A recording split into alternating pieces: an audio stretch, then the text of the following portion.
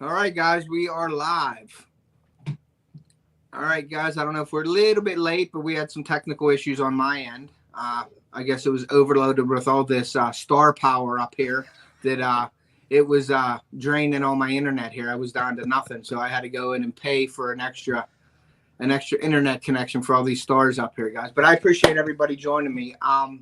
What I got to do though is I got to share the link because I got to get Sean up here and Chris from Basquatch. So let me share the link here real quick, guys. And I'll be right back. Hold on one second. Guest, invite guest. So I am going to copy this to the clipboard. And I am going to go into my comments. And I'm going to put that on the comment section real quick. So this is for Basquatch. And for Sean from Angling Spiders, if they're still in here. See if they come up here real quick. But yeah, so how's everybody doing tonight? Doing pretty good. Good. We got 8 people in here, 10 people in here. So I really appreciate it. I hope I learned something from this panel. Can you guys see the chat? Anybody on the panel? Can you guys see the chat? Yeah, I can see the chat. Okay. How's it going, Dave? How's it going, Jailbait? There is Chris. What's up, Chris?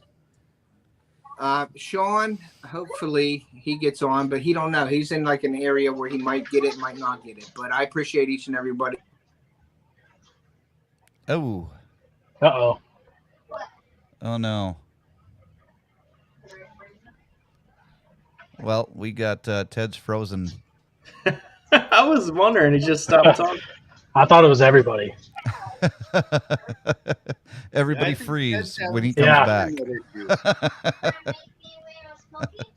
All right, JJ, you're running the live now. I see that. Well, welcome everybody to Ted's first panel live, and today we're going to be talking about I guess fishing for bass during a warmer weather. And Ted was really hoping to be able to get out there and learn something from you guys. I'm not the fisherman. I am just the technical support, and I'm falling down on my job here. Actually, so while we're just sitting here and waiting for Ted to come back, why don't each one of you go ahead and do a brief introduction? I'm sure most of the people know you, but not everybody is going to know all of you. So why don't you give a brief introduction and what your specialties are? And let's start with left to bottom. I'll start with you and Griffin. Okay. Oh, Ted's back. Yeah, I'm back. Hey, Ted, JJ took over for just a minute. And, no, that's good. Yeah, he kept it rolling, and we were just about to introduce ourselves. Yeah, go ahead, man. Go do that because I'm trying to introduce myself to this internet. Hey, JJ, you went a little digital when you were saying who to go first. I wasn't sure who you said. Okay, Griffin and Riffin, you go first. There we go.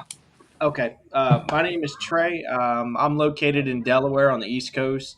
I specifically target bass and snakeheads mostly, but northern snakeheads. I don't know if you guys are familiar. I know I talk to Ted about it all the time, but northern snakeheads, we don't have anything other than that up here. I know there's a couple different species down south, but and then I live about 5 miles from the bay and the eastern shore beaches over here, the Atlantic Ocean. So we do a lot of surf fishing as well. Awesome. Angling Spiders, welcome to Ted's Live. Do you want to go ahead and introduce yourself and tell us a little about your specialties? Sure. You guys can hear me okay? Yes. Yeah. Good. Awesome.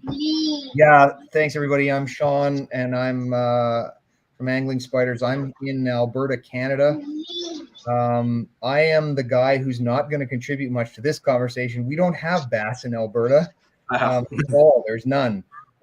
So my target fish are pike and walleye. But one of the things I'll say from my research is that pike and bass are actually quite similar in terms of their habitats and what they hit.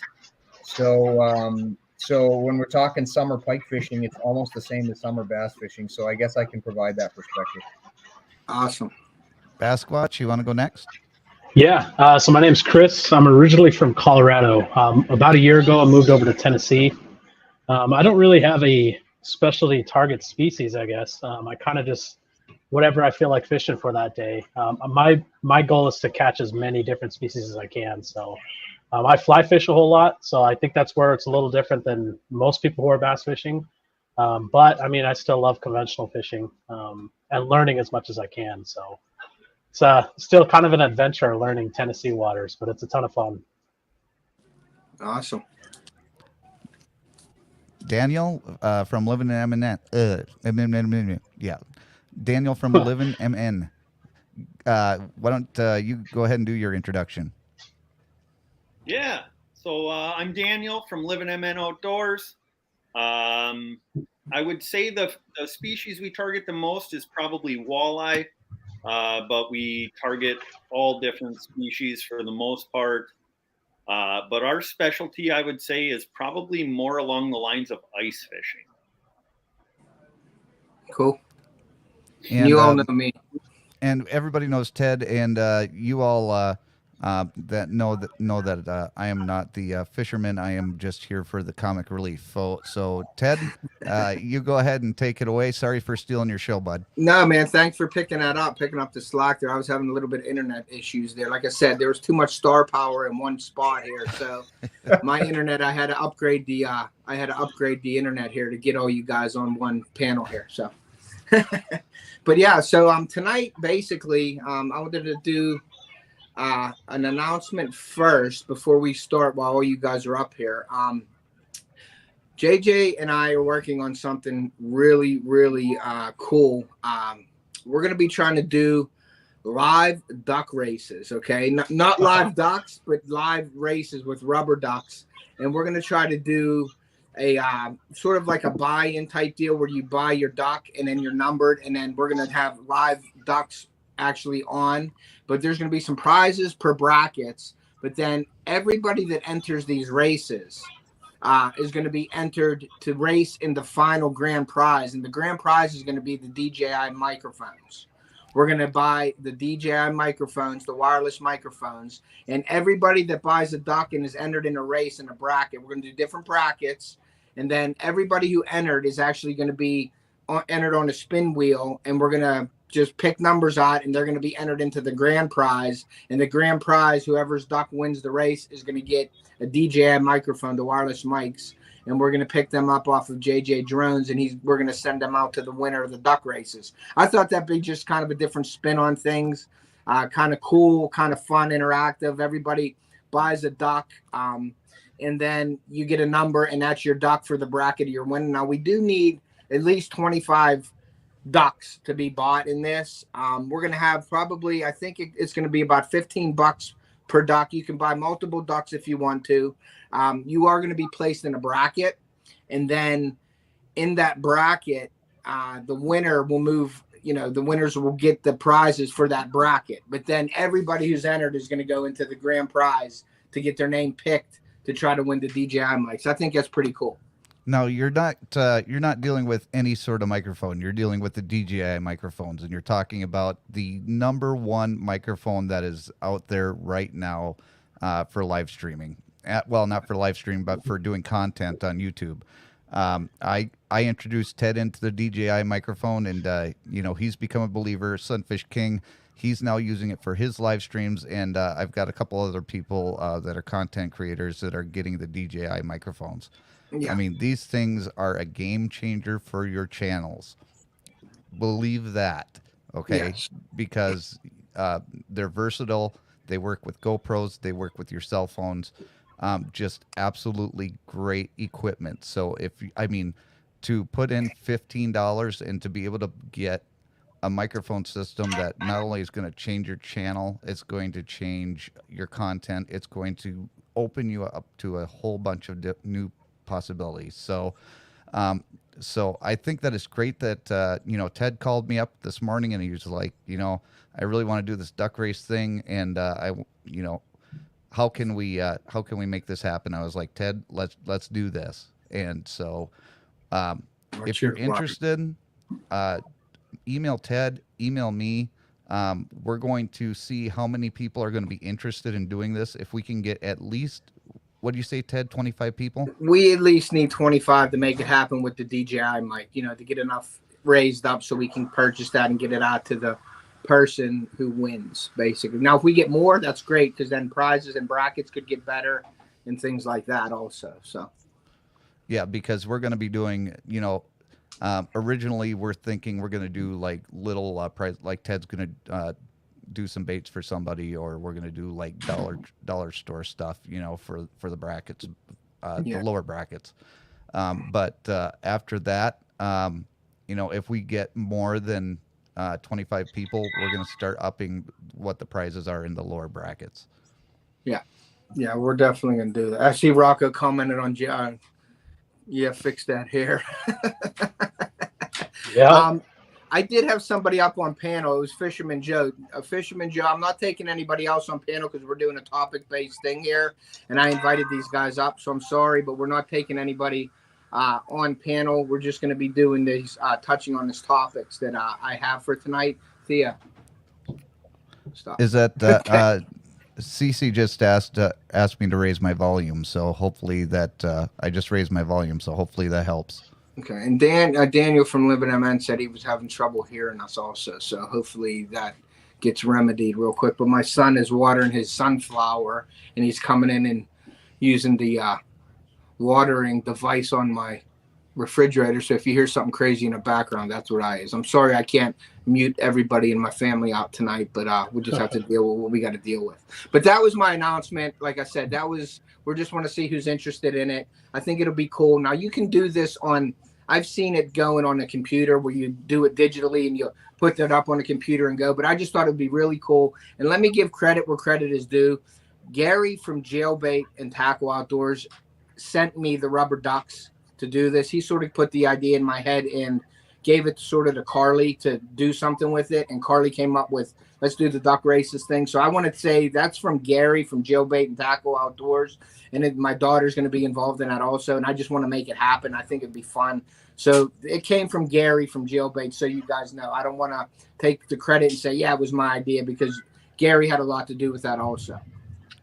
That's And then, really fun way to do giveaways. Yeah, Randy, I think it will be. I think it will be. Randy asked if you can buy more than one, and yes, you can buy more than one duck. But you know, that's going to be for like the lower brackets. As far as I know, Ted, no matter how many ducks you buy, you're going to be on the wheel for the grand prize one time. Yes, everybody that's in it. Sorry, go ahead. But for the lower brackets, I mean, you can go through and you can get as many chances as you want to win in the lower brackets. Yes, and I don't know how it's going to exactly happen yet. Like with the prizes for the brackets, they're going to be decent prizes for each bracket. But I don't know if I want to announce what prizes until the race is starting, or if I want to put the prizes up per bracket and you pick what bracket you want to get into. I don't know how to do that yet. We're still working on it. It's in the works, but I just wanted to put it out there. If you're interested in that, that's what we're going to do. And I think the DJI mics are a great grand prize. And then there's going to be some cool prizes. And however much money we raise, the better the prizes are going to be per brackets and everything like that. You know what I mean? So that's just to put out there. And so you guys know that that's coming. So. And Ted's going to be doing that on YouTube with the DJI microphones during the during the stream. And I'm going to have a separate stream going for the winners, so I can interview the winners after they compete and win their prize. Yeah, like on StreamYard, because I won't be able to go with StreamYard on me when I do it through YouTube. So you'll have a chance to go over to JJ's channel, do his thing on StreamYard. People can switch back and forth, which I think would be really cool, interactive. So that's what I want to try to do there, and just put a little spiff on the giveaways and things instead of the same old giveaways that everybody sees. Not saying that they're bad or anything. It's just that I want to do something different. That's how my head goes. It's just I always want to do something different. So, but without further ado, let's talk about, if everybody's ready to talk about the subject that everybody's here to talk about tonight, and that is catching bass during the hot days of summer. Okay. What I wanted to add to that would be what we're going to cover is the type of fisheries, and you guys, if you want to add to this, you're more than welcome to do that. The types of fisheries, where the fish go in the summer, and favorite baits to use in the summer. Everybody's favorite baits. The baits that I mentioned and want to use might not be, it's just my prefer, what I prefer, but that's why you guys are all up here to add to it. And if anybody has anything to add to that content, please feel free to do so. That's what we're all here for. And I picked you guys because I know you guys are awesome in what you do. And I really want to hear what you guys have to say on this subject myself. So the 4 types of fisheries that we have the highland reservoirs, we have the lowland reservoirs, we have our natural lakes, and we have our river systems, basically.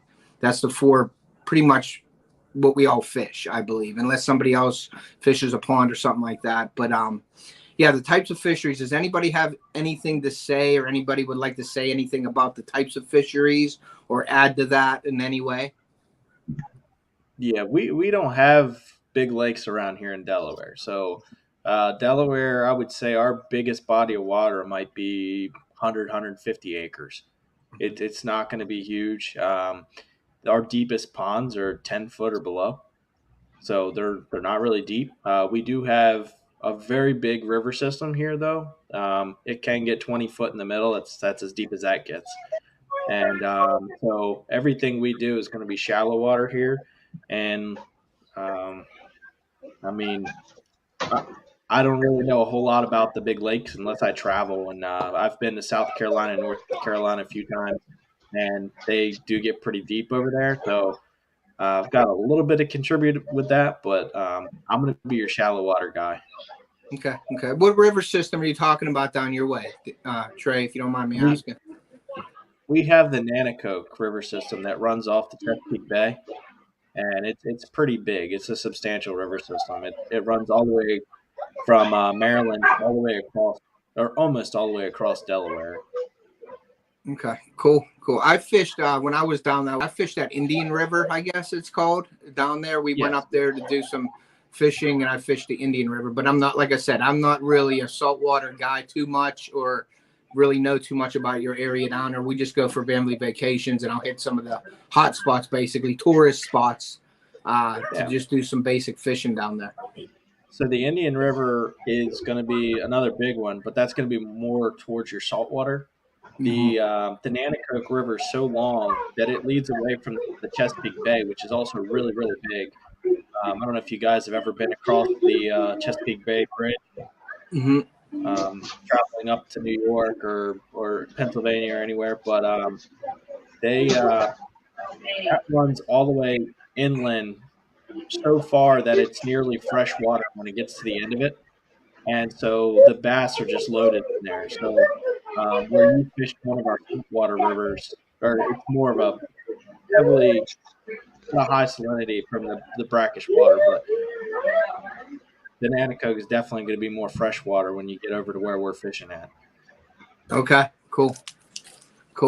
Anybody else have anything to add to anything, like where they're fishing at, like what type of fishery you're fishing? For me, most of my fishing is done from the bank. In Colorado, it was totally different. High elevation, super cold waters. Even in the summer, most of it's pretty darn cold.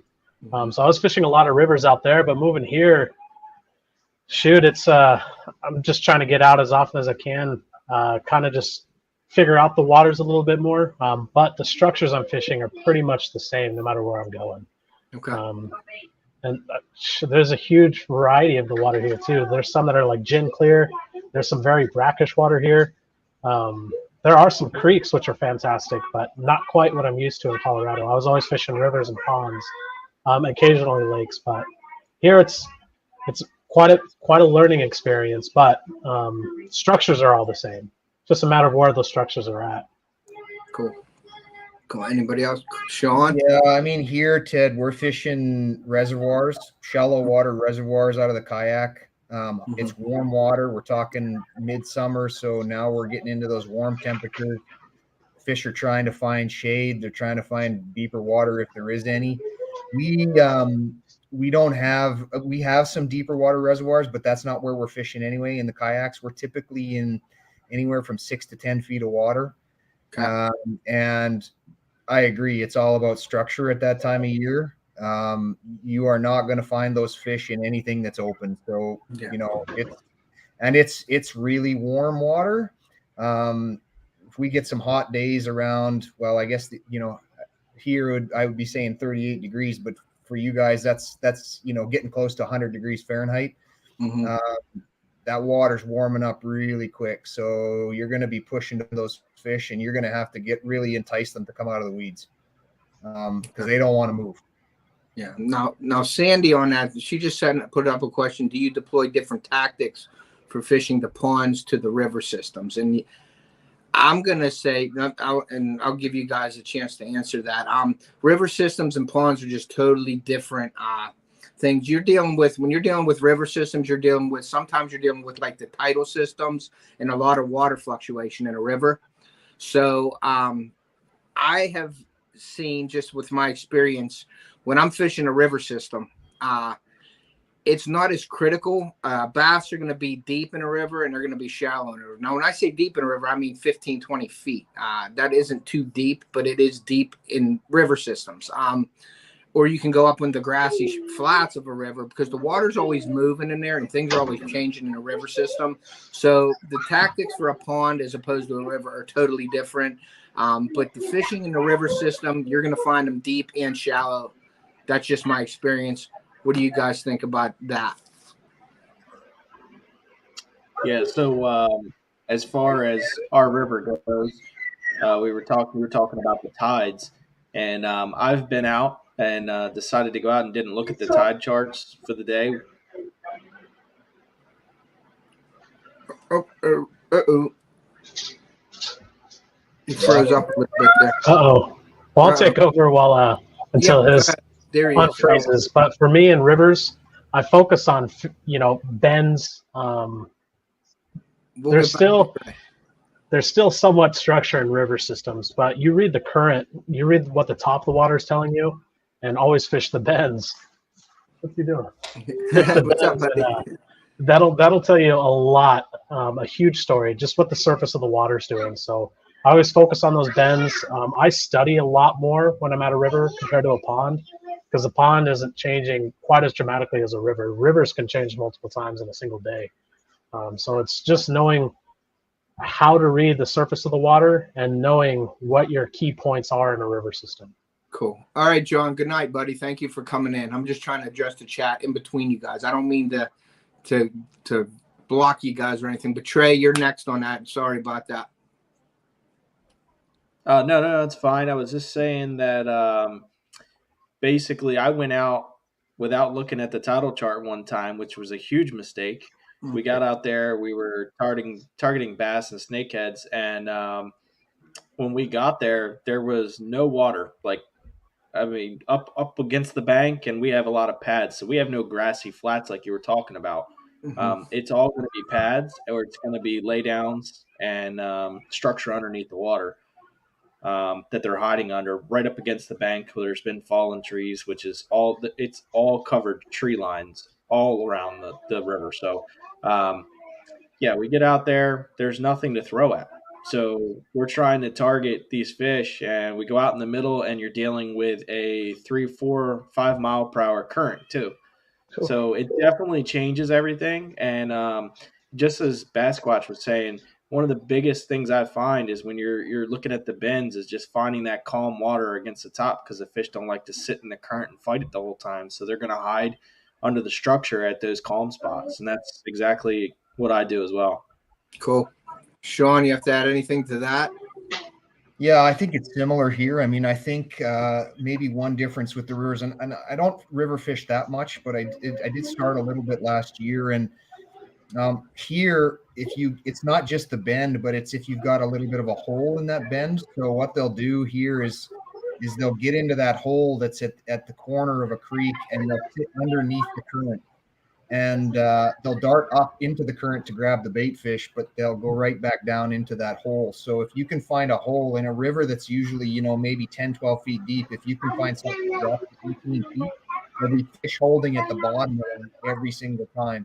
The challenge is being able to read the river And I'm lucky enough that I've got electronics on a kayak so I can see where those holes are. But if you're sitting on a bank, you know, it's a little tougher to read those depths. But there's definitely fish in there. Cool. So yeah, there's some questions in the chat here, but let me. I just wanted to explain a little bit of the types of fisheries, like the highland reservoirs. You're dealing with like steep, deep, clear water. You're dealing with dams that are taller and narrower because you're in like canyons. Basically, is what a highland reservoir is. Like you're up higher in the like mountains, so your dams are going to be taller. And they're going to be a little more narrow. So you're going to deal with deep and clear water in the highland reservoirs. The low reservoirs, you're dealing with like lakes and like foothills and lower areas. So your dams are shorter, but they're longer because you got to fill up more of the slow, gradual land is what I'm saying. Now the natural lakes, there's no big dams usually in a natural lake. There's not a lot of fluctuation, and there's creek arms and humps and things like that in a natural lake. Your river systems, we just talked about sort of the river system. We have the tidal systems and a water fluctuation, depending on the weather, like what is feeding the river and all that. So that's just a little bit of the different fisheries. Let me see if Daniel, I think he's back up here now. Yeah, we actually have no elevation here. So Nice. At all. And Ted can attest to that. When he comes here, there's zero elevation here. So our ponds and our lakes tend to go from about maybe 6 inches of water, and they gradually go down about a foot every 20, 30 yards until it reaches like 6 to 10 feet, and that's all you get. That's tough. So that's tough to deal with. It's very hard to fish drop-offs and everything because there are none. So we're looking for bulkheads and things like that around docks that we're trying to fish off of. I mean, it can make it difficult, but it can also be a little bit better in a way because you really know what to expect at every pond you. Yeah. And like I think like fishing for summer, like a lot of people don't like to fish the heat of summer, but I think that bass are very, very predictable around this time. They're only going to be in certain areas, you know what I mean? So that's sort of, you have 100 different things to look at. Well, in the heat of summer, that narrows it down to maybe 50 things. You know what I'm saying? I mean, you're always going to have your hands full with finding fish, but there's different parts of areas to look at, and your percentages are a lot higher where fish are going to be in that hot summer. So let's go on to that, and meaning like moving on to the next subject there, like where the fish are in the summer in these areas. I'm going to read off what I have a little cheat sheet in front of me, guys. So I'm reading off what I'm saying so you guys know, and I didn't want to miss anything. So like in the highland reservoirs, like you're going to see like, you know, in the backs of bays in the shallow water, you got the weeds, and I call cheese. And that, what I mean by cheese is all the nasty, like the scum and the yellow and green looking thing. It looks like cheese to me. So I refer to that as fishing the cheese, the weeds in the grass. They're, you know, on the flats, they're on secondary points, and these are in highland reservoirs where you have deep water. And then they're on offshore structure, which is main lake points. And fish at that time in the summer, they're moving out into the deeper water. Now, when I say that, that doesn't mean that all bass are in deep water in the summer, because the way I look at it, you have your country living folks and you have your city living folks. Okay. So I always relate this to a human thing because people, I think, can understand it a little better. People like to live in the city. People like to live in the country. Well, the bass are the same way. Some bass will go after winter, after freeze out and all that. You're going to have your bass that go to the shallows, and you're going to have your bass that go to the deeper edges.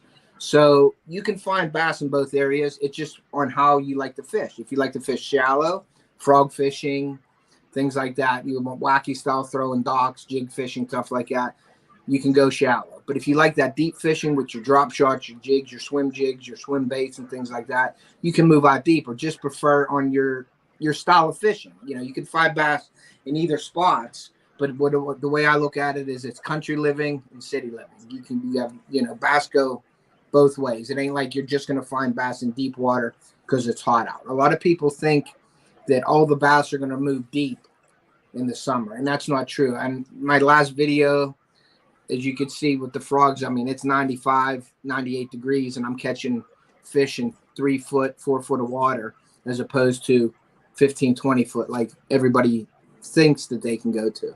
Now, the lowland reservoirs, you got your creek channels, your ledges.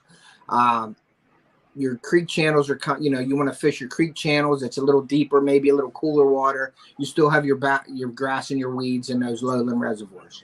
Natural lakes, same thing. You're going to find half your bass in shallow, half your bass in deep water. So it's just on how you prefer to fish. Your river systems they're just everywhere because the water is moving all the time. So now you guys can give me your points on anything that you'd like to give, like in your lowland reservoirs, highland reservoirs, your river systems, and then your natural lakes. So whoever wants to go first and sort of describe on like the style or how you fish in the summertime, basically in those lakes, if you wouldn't mind. Trey, you want to go first? Yeah, that's fine. Yeah, you're looking like you didn't want to go first, so I picked you first. Yeah, that and definitely have to get the kids down for bed. Okay.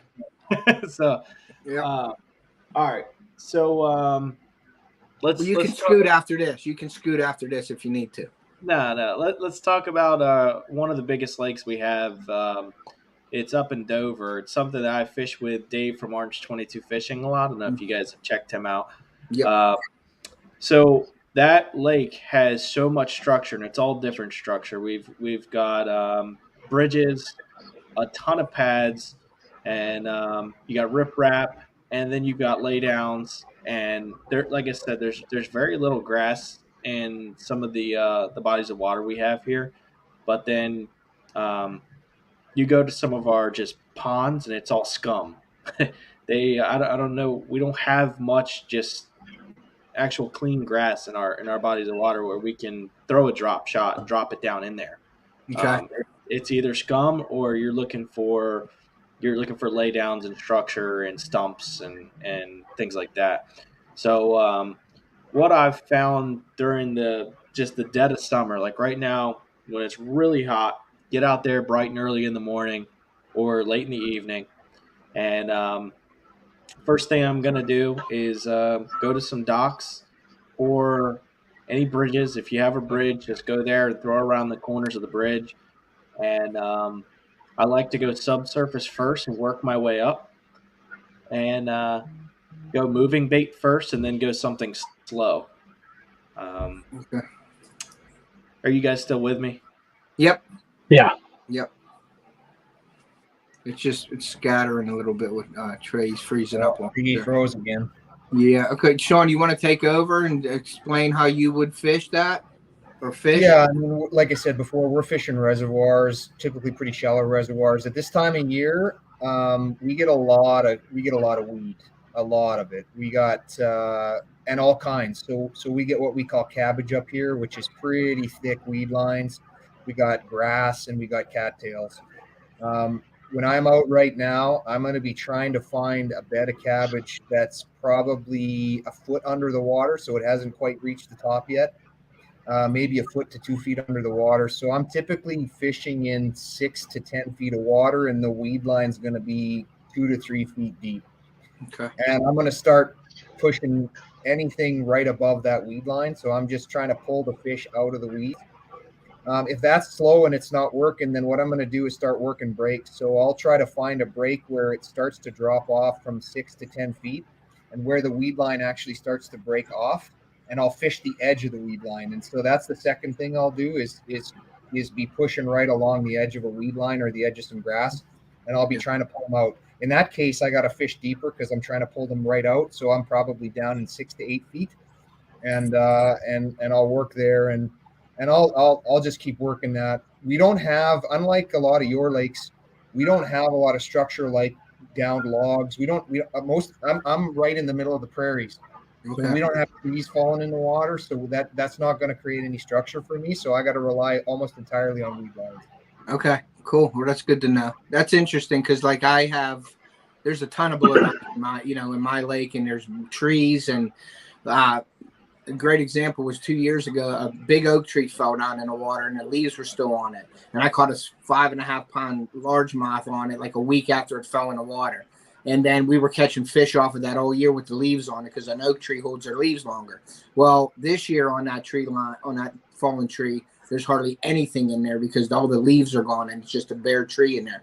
So that's just, there's not as much shade like we're talking about. Shade is the key, guys. And I'm going to go right to Chris after this, but I just wanted to add this, like summertime, shade is the key for fishing.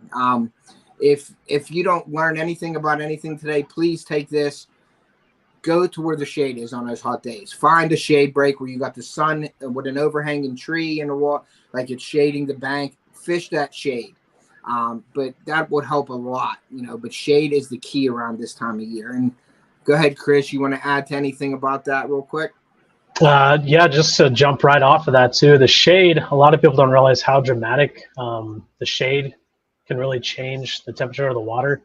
I've seen up to 10-degree difference just from the shade and a few feet out to where the sun's been beaming. So shade, very, very important. Something else a lot of people don't consider, the difference between the highland and lowland.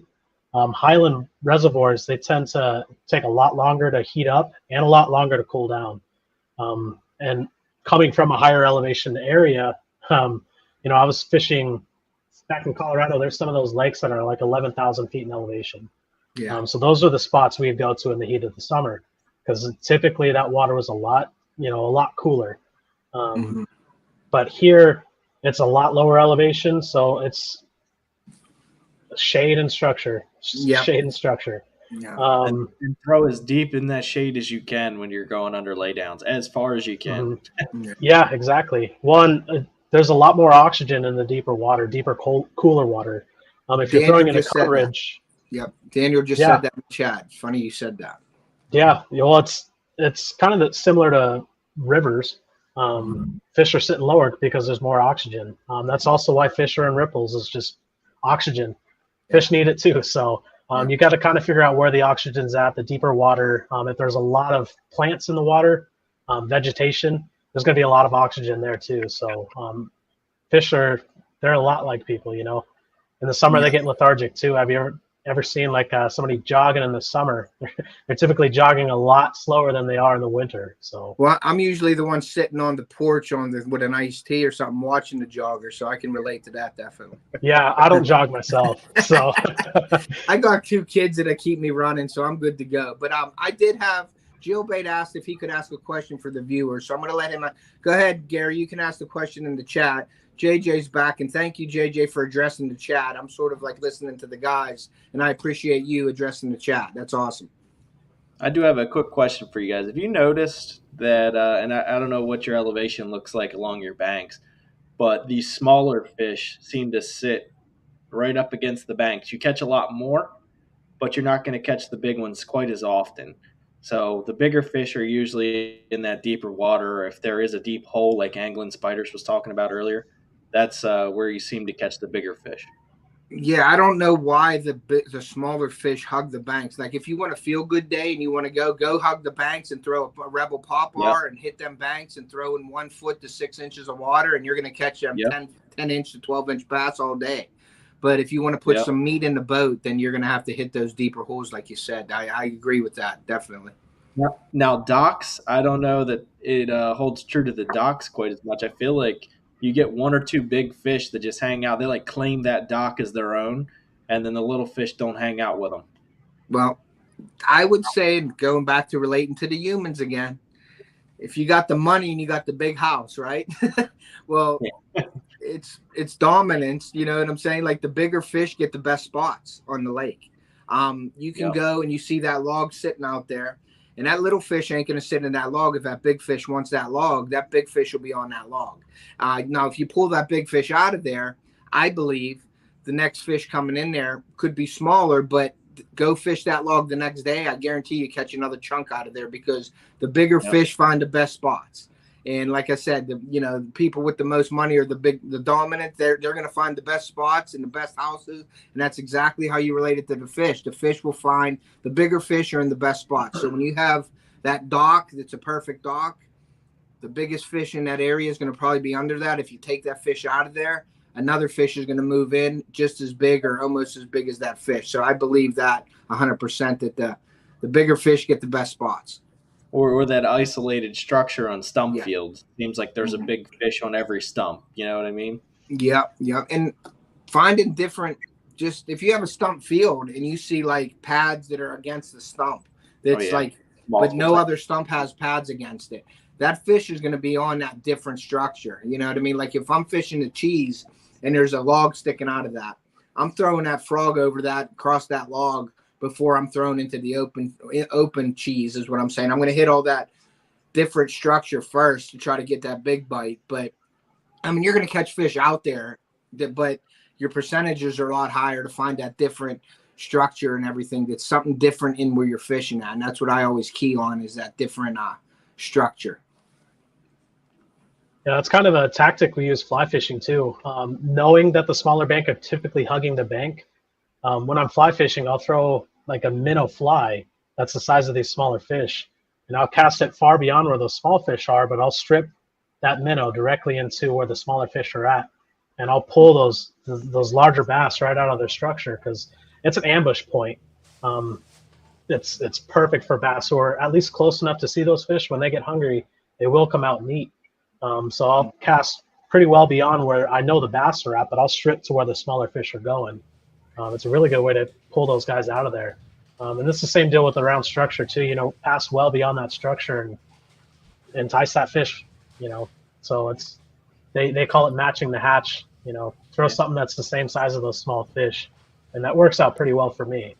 And they always joke about how like the guys like Ted who fish from a boat all the time, and me, we're throwing up towards the bank, and then guys like you are out there throwing out where we are. And yeah, that's like driving on a parkway and parking in the driveway. Yeah. But yeah, that's funny. You know, you're out there in the boat throwing to the bank, and then you got the bank fishermen throwing out to where we're at. I'm like, yeah, doesn't make sense, but I guess it is. But I think different tactics. Correct me if I'm wrong. You know, like a bank fishing is totally different than when you have a boat or a kayak or something, because you can access a lot of the water. You can find fish. You can get to the fish with a boat. Okay. Now, when you're bank fishing, you're sort of limited unless you're walking the lake and everything, but you're not using fish finders unless you got the eye bobbers and things like that out there and stuff like that. But when you're bank fishing, you're sort of limited to 20 yards either way of you. You're fishing what's out in front of you, and that's it.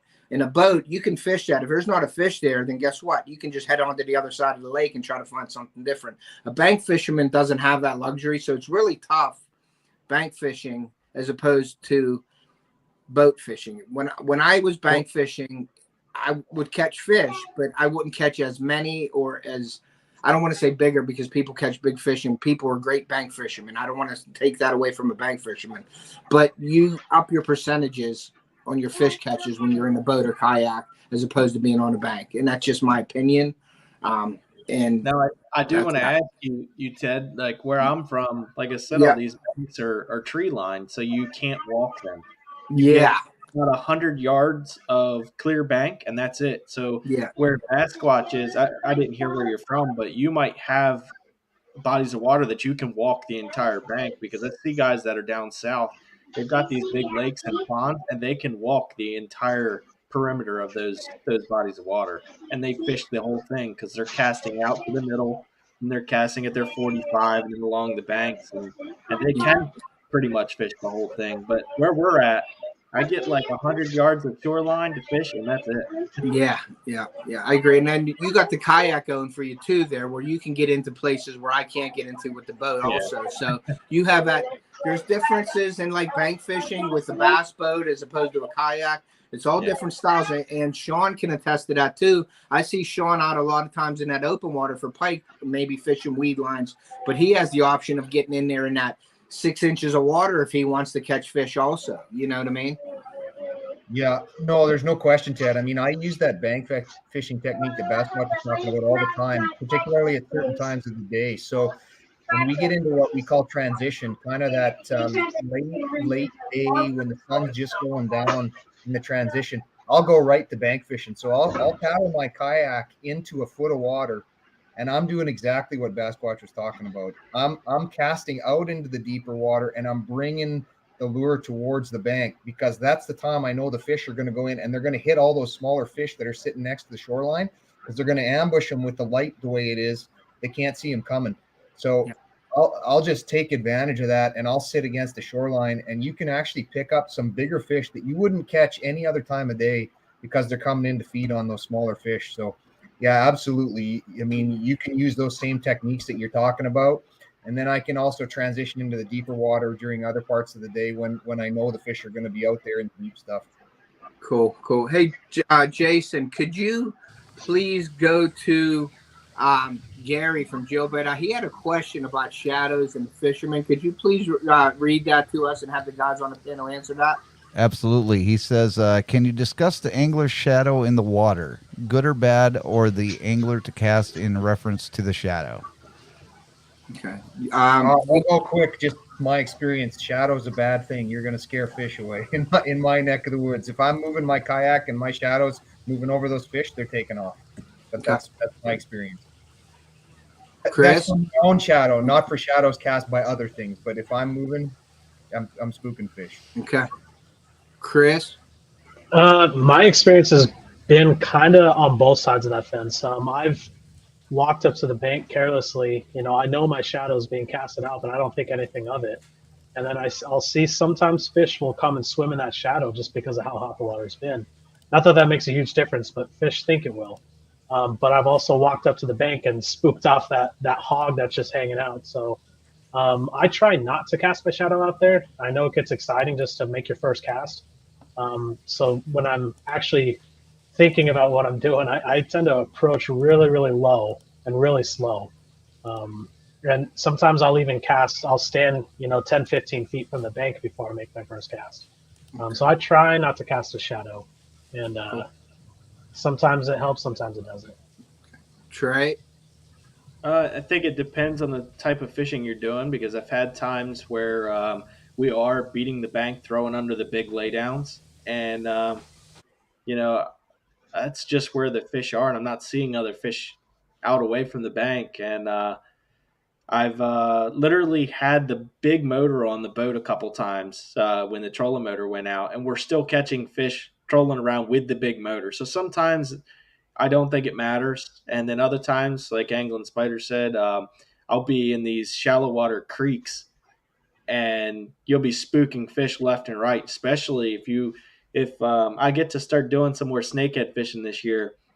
They will nearly jump out of the water when you roll up on them, and it scares the crap out of you. They're big fish, they're violent, and you'll get maybe a foot or two away from them, and then all of a sudden they just go nuts and come out of the water right next to the boat. Mm-hmm. So that definitely happens. It absolutely happens where you spook them just from your shadow. And I mean, it's fun either way, getting in that shallow water, though, isn't it, Angling Spiders? Yeah, there's nothing like it, man. I mean, when you and of course you get some more exciting fish when you get in the shallow water, because they're usually going to jump out of it too when they get on there. So you're going to get some nice breaches out of it. Yeah, absolutely. Cool. Yeah, and then my experience with the shade is it's definitely a no-no when I'm trout fishing streams. I watch that. I'll wear different clothing like to match backgrounds, like greens, your khaki colors and things like that, or sky blue shirts, when you're fishing for trout. Musky, the same thing. I'll fish light blue shirts, casting shadows.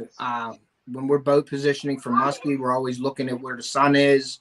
You don't want to cast a shadow because when you're getting your follows, and I'm sure pike do the same thing, they follow in. But if you're moving a bait in and a musky's following your bait and your shadow will move, I've seen musky just take off and just go away. You know what I mean? Because of that shadow.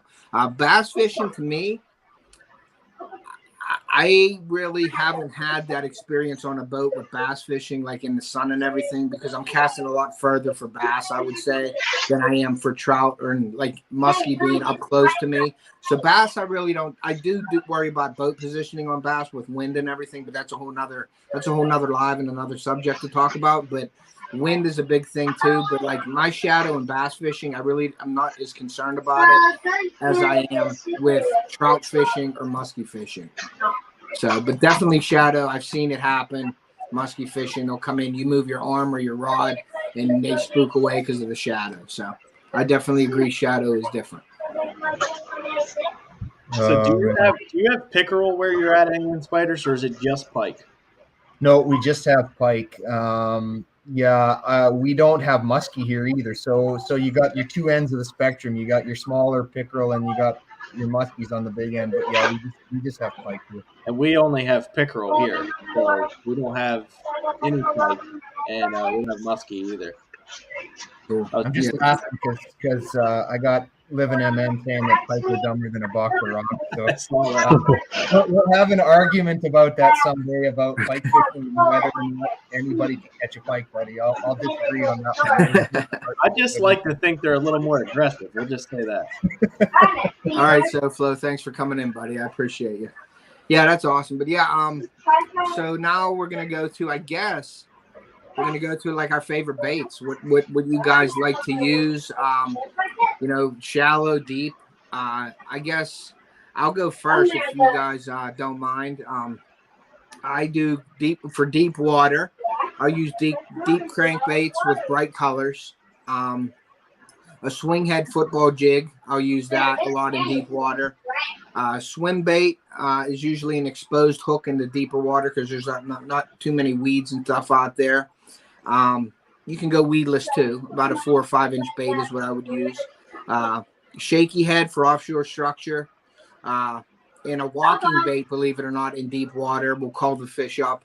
Also, let me block that user in there, the adult dating site, get rid of him. But yeah, so that's my deep water. I'll use top water and deep water in a heartbeat. You know what I mean? I'll look at color lines in deep water. And what I mean by color line is the sun and your depth of your water. Okay, so the sun will penetrate the water so far. You might get sun penetration up to 8 feet of water. And you can see, if you're looking at the water, you'll see the lighter brownish water, then you'll see the green water. And where that meets, that's the color line. And those fish will hang out in those color lines. So I like to fish deeper water. I like to fish those color lines in deeper water. So I'm throwing those baits around those color lines. That's sort of like a weed line, as opposed, like in shallow water, you're fishing a weed line. But when you're out in deeper water, you have that sun. The fish don't like the sun, obviously. So they're going to stay in that shadow. So where that sun stops penetrating the water, where you get the deeper green as opposed to lighter brown water, I fish those a lot in deeper water, and I have pretty good success with that. Going into the shallow water, you're looking at the 5-inch stick base wacky style. You know that's one of my favorite ways to do things. Frogs, a hollow body frog, a walking bait and a popper. Shallow water works just as good as deeper water, and then a buzz bait. And that's basically my go-to baits. That's the first things I'll throw. Thank you, Native. I appreciate that. That's the first things I throw in those situations. Then after that, then it starts getting good where you got to put the pieces of the puzzle together to try to figure it out after that. If I can't get bit on those baits, then I got to sit back and start thinking. And that's where, I like that stuff. I like to figure out I think it's just as fun as to figure out the pieces of the puzzle as it is to catch the fish. With me, I like to figure out the water and all that. I like to put all that in and figure it all out. I think that's just as fun. My wife thinks I'm crazy, but I'll come in at night after a bad day of fishing or something, and I just break it down. I'll sit at a table and I'll write myself notes, and I'll say, they weren't here, they weren't there. I'll research different things online to see if I'm missing something and try to add that to my fishing techniques and try to do something with it. Thank you, Sunfish King. Appreciate that. But I like to figure out I like figuring it out just as much as I like to catch them. So I don't know how you guys feel about that, but feel free to add your deep water baits and your shallow water baits and anything you want with that. I was going to talk about your middle depth. Yeah. I do like throwing crankbaits. I do like throwing bladed jigs. The chatterbait's one of my favorite things. A rattle trap is always great, but what I wanted to talk about was how far that sun is penetrating through the water and the color you choose because of it. So if it's a cloudy day, I like to use something darker in color. If the fish are sitting at the bottom in the summertime, they're going to be looking up and they're going to get that contrast from the sun, the darker baits. But if it is a really sunny day and the water is just clear all the way down, you can use something bright that they can see. And like I said, especially with the chatterbait, I love using those on a sunny day when you get that flash. Mhm. And if I'm using something like a fluke, I love using a weightless fluke, but it's kind of hard in shallow water to be patient and letting it fall all the way down there. But I love using just a pearl white all the time. It Mhm. seems to get the trick done. And then that also, like you were talking about the shallow water, it's also one of my favorite shallow water baits is a weightless fluke as well. Yeah, you could bring that through anything. I love it. Texas rig it without any weight, and you're good to go. And Question for all you guys. Do any of you keep a logbook like Gary just said? no, I that's what I just said. Like what I do if I'm having a tough day, if I'm out there catching fish, I don't keep a log. If I'm not having a bad day, is when I start recording stuff down and writing it down, like so I can figure it out, so I don't have that bad day again, or at least it happens all the time. I have bad days all the time, but I try to figure that out. So I write stuff down, what I did, what the conditions were, what the temperature was, what the water clarity was, the date, the way the wind was blowing that day, and then I try to figure that out later, like maybe not that at that time, but later on when I'm sitting at home, I'll pull that out and I'll look, and then I'll even do my own research and start thinking of what I could have done in that situation. And I do write stuff down for that. And actually, there's my cheat sheet right here. This is my book that I write everything in right there. So that's my book right there that I write down things, and it just helps me. And I feel it makes me a better angler when I do that. And I really, really like to do it. I'm interested in that thing. So that's why I do it. But what say you guys? I don't really. Go ahead. You don't. I was gonna say I don't really. I can tell you, Dave, man, that guy from Orange 22, man, he can tell you what fish he caught on what date and what he was using, the water temperature, all that stuff, just out of memory. It's incredible. You'll be out fishing, be like, yeah, I caught a fish over there April 23rd last year using this. It's like, unfortunately, I don't have that in mind. I have to write it down. yeah, He must be young. he is. Yeah, No you do. kids. Yeah, I keep one. I'm the same, Ted. I mean, I've got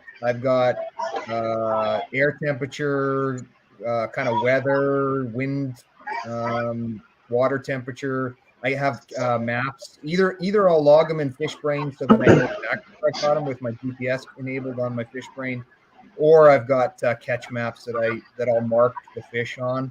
Well, don't you have available for people logbooks that you actually sell on your thing? So anybody in the chat, yeah, I don't sell them. I give them away for free. Well, there you go, guys. So anybody in the chat that would like a logbook, yeah, I just make a copy of the lake, and then it's got the information on it, and people can print it off, and yeah, I'll make them for people. I've had people from the U.S.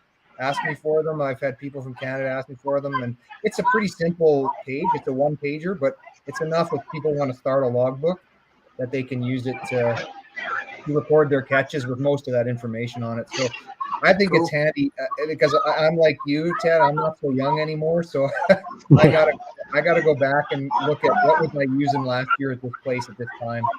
Yeah, definitely. I love writing it down and trying to figure it out. Like I said. Well, that's what I feel like my whole YouTube channel is. It is a log. My videos are my running log of all of my fishing adventures. So that's kind of what I love about it. Yeah. Get to go back and watch them and see what was working and what weather. And I kind of want to do for every year. I didn't do it this year, but I want to do an on-screen log of every single fish catch with a tally for the whole year. Like, that'd be cool. 30-second bass, you know what I mean? Just do like an no, that would be really cool. I agree with you about the log with your YouTube channel and being a log. I like that. You can look back on that, to your last few years and say, okay, I'm fishing around the same time. So go back and look at what you did around that same time. So you're basically creating a logbook on your channel, which I really didn't even look at it that way until you just mentioned that. And that's a great way to look at it. You know what I mean? Like go back on your old videos and see what happened. See if you're catching that month or that week or whatever. See how your videos were and go off of that, which is a great idea. I'm gonna probably use that. I'm stealing that off you, Trey. So The only thing I would suggest is YouTube doesn't give you like the exact dates all the time. So maybe at the beginning of every one of your videos, just put the date, or at least you know what I mean. yeah, no, I agree. You know what I mean? Yeah. Thank you for blasting the box, King. I appreciate that. And what's up, Novi Outdoors? Thanks for coming in. And Gary has a question for angling spiders. I'm just waiting for him to pop it up. Okay. Now logs for me, there's really only one reason I don't log my catches, and that's because the water is constantly changing, and there's a lot of factors that go into why you're catching or why you're not catching. Because shoot, I mean, it could be something as simple, and I'm going back to rivers because that's what I'm used to. But if I go one day and then go the exact same day the following year, if somebody beat me by 20 minutes to that river, I'm not catching fish. I got you. Yeah, I get it. No matter what I'm throwing. So there's so many factors, and I don't want to be like, well, why am I not catching this time? You know, I want to figure out what's going on today. Yeah. I don't really care. I mean, as exciting as it was last year, I want to figure out what can make it more exciting this year. Just understanding that there's so many factors. Weather is a huge factor as well. So it's the only reason I don't log. I would love to, more of a diary or a keepsake, if you will, but not so much a log or anything to follow. Mm-hmm. But that's just me.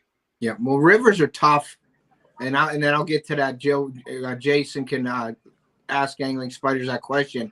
I can't stand river fishing. I hate it. I can't stand it. Now this is from a bass fisherman fishing tournaments now. Okay. This ain't like this. It's tough fishing rivers and tournaments because today there could be a tree in a corner of a cove, and tonight it rains, and tomorrow you got trees 2 miles down the river. So everything's always changing. It's so tough for me to get on the bite in a river system. I could do without river fishing. And timing seems to be everything in a river system. Yeah. It's crazy. Yeah. I could do without river fishing. I really could.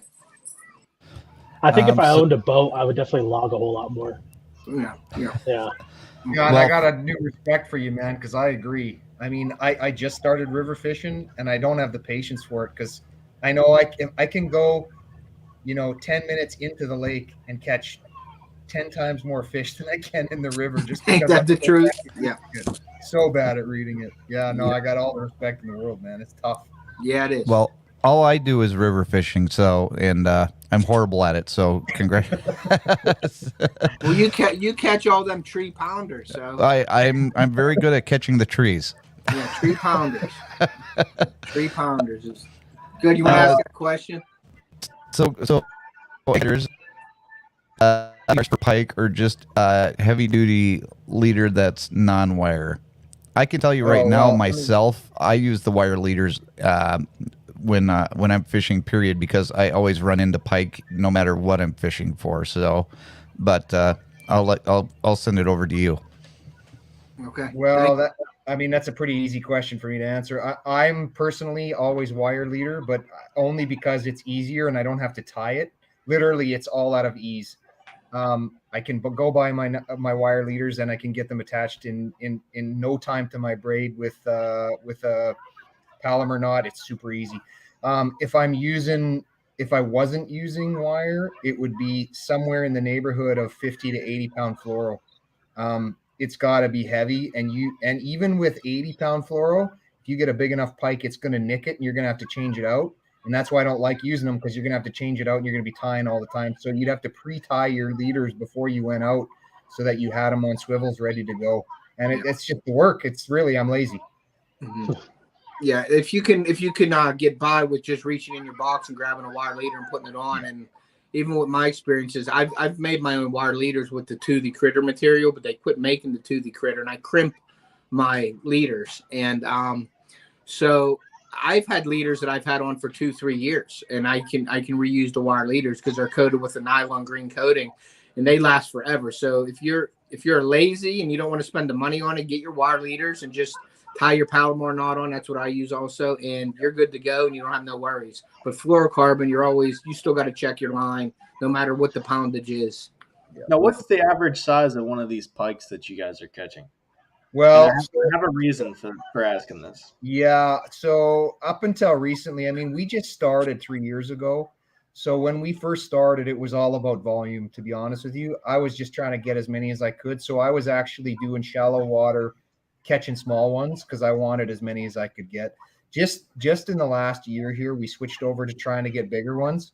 And that's why I was laughing a little bit about living MN, because he's right. If you want to catch small pike in most lakes, you can catch them on almost anything, but there's an art to catching the big ones, and that requires a little bit of effort, and that's what we just started doing this year. If we're talking big ones now, we're always chasing what's called a trophy pike here in Alberta is a fish over 40 inches. So you're talking anywhere between 15 starting. I mean, the fish depends on how thick they are, but usually somewhere between 15 to 20 pounds is a trophy fish. And then they go up from there. You can get bigger than that, but we're chasing 40 inches. That's what we're doing. And the reason that requires some effort. No, I'm sure. The reason I was asking is because all the people around here that are snakehead fishing in Maryland and Delaware, they have multiple rows of teeth, and we don't use wire leaders for them. We just use heavy braid, and that's it. And I don't know what the reason is behind that. I don't know if it's because we're fishing a lot of pads, and like these snakeheads, I've literally watched them slither up into to grass, like 3-4 feet back into grass that's got 5 inches of water and the back fin sticking out. Like I don't know if that's the reason why we're not using these wire leaders, but I'm just trying to figure out the difference here because will they run those teeth along that braid and snap it once in a while? Every once in a while, yes, but that's what I'm a little bit confused about. Their mouths are smaller too. I don't know if they usually catch more of the bait than the line. I don't know if maybe that's it. But they are also, trophy, as we call it, a trophy snakehead here would be over 30 inches or 10 pounds. So they're comparable fish. It sounds like they get up to 18 pounds here. So you call them dragons, don't you? Call them dragons, the big trophy fish are dragons, because they do look like a dragon. But I wanted to add to that. I wanted to ask about something on that, if you don't mind. My opinion on that, Trey, is you're fishing snakeheads sort of a lot like you're fishing bass. And I don't know if it's out there, like whereas who would think of using a wire leader for a bass? Okay, like especially in the pads and the thick stuff. So I don't know if it's catching on, but you might want to try it. I mean, if you're snapping off dragons, you know what I mean? Like you might want to go with some kind of a leader with that. Maybe you go with a fluorocarbon leader because it's a little bit more flexible than a wire leader. But there is a lot of wire material out there that's really flexible nowadays.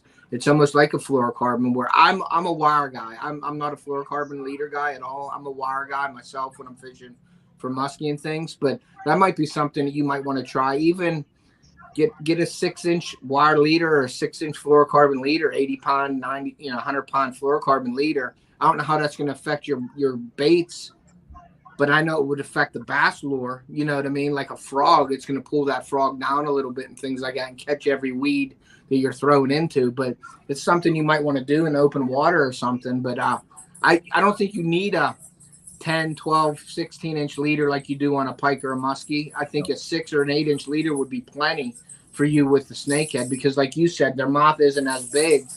And when they're biting a frog especially, they're probably, I don't know, in my experience, I don't know. So, like, do they choke the frog? Is it down in their mouth? Are they choking them, or are they getting them in the roof of their mouth? Sometimes, and they actually, I don't know if this is also something you guys could look into with your muskie or pike, or it might even be a thing, but they have these things called jaw breakers. Is that a thing? Okay. You guys know about that or no? I don't know anything about a jaw. I would say it would be one of those tools to keep their mouth open to get the hook out. It's exactly what it is. So the snakeheads actually clamp down so tight that you have to use a pair of pliers to open their mouth to get your lure back. Okay. And, so you'll slide that in, and they actually open their mouth and they lock open so that you can get down in there. Yeah, Okay. we got those here. I didn't know what you're talking about. We call them jaw jackers.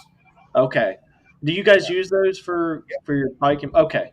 Yeah. So yeah, I mean, they do choke it sometimes, but it's like I don't know. I really don't know the difference. And you were Yeah. talking about how they do favor the same areas that bass favor. So I've never caught a snakehead out in the open. Okay.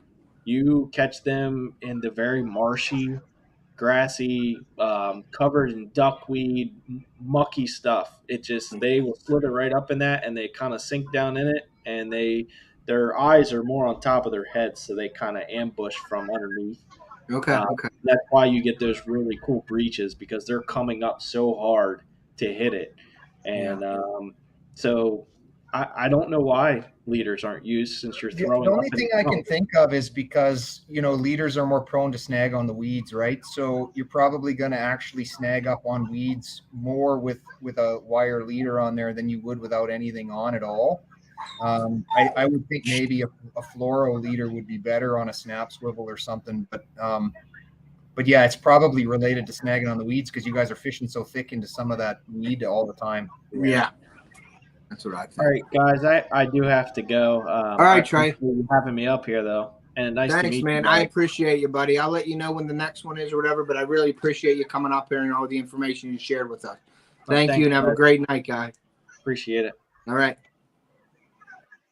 Yeah, so yeah, Sean, I don't know. Like I just think that they're fishing for the snakehead like a bass, you know what I mean? So I don't think it's out there that a leader would be used. But I mean, I would try it if I was doing it. You know what I mean? I'd try a leader. Now I wouldn't throw into the like a frog with it, I don't think. But I think a majority of the people that are fishing for snakeheads are using that kind of top water frog in and things like that, where they fish just like a bass in that. And you have to sort of fish that way because they're in such shallow water, so you have to fish on top. You can't throw like a crankbait or a chat. I mean, I've seen Trey catch them on chatterbaits, but I think most of your baits you're throwing for a snakehead is a top water lure. Well, if I lost a one that was 15 pounds because it shredded my braid, I'd be thinking about a leader pretty fast. Yes, definitely. So I guess we're at the point right now where if anybody, I know we've been answering some questions, but if anybody in the chat has any questions for anybody up on panel, please feel free to, ask the questions. Ottercat got my bait. You're welcome, buddy. But yeah, if anybody has any questions in the chat, if it's anybody, you want to single somebody out on here and put them on the spot, go ahead and do it. Looks like Carl does kind of what I do and just uses the wire leader as pretty much a preventative measure. Says that he has rivers that are flooding into the lakes and the gar get into the lakes. So he has it as a preventative measure. And that's what I do too, because I've had plenty of time where I'm just out, fishing for bass or something like that.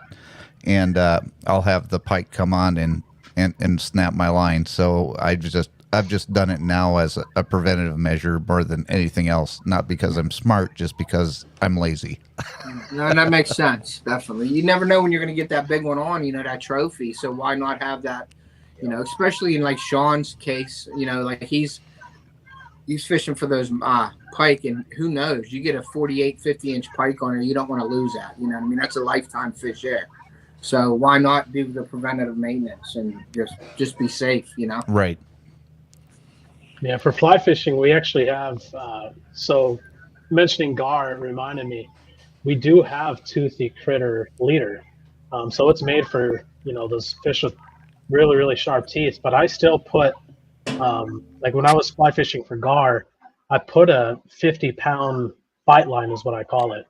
A 50-pound bite line that's only 6 inches long, but that's because the flies I'm using are also about 8 inches. So that covers a huge space for those gar to bite on. But I mean, I've never really used the steel leaders either.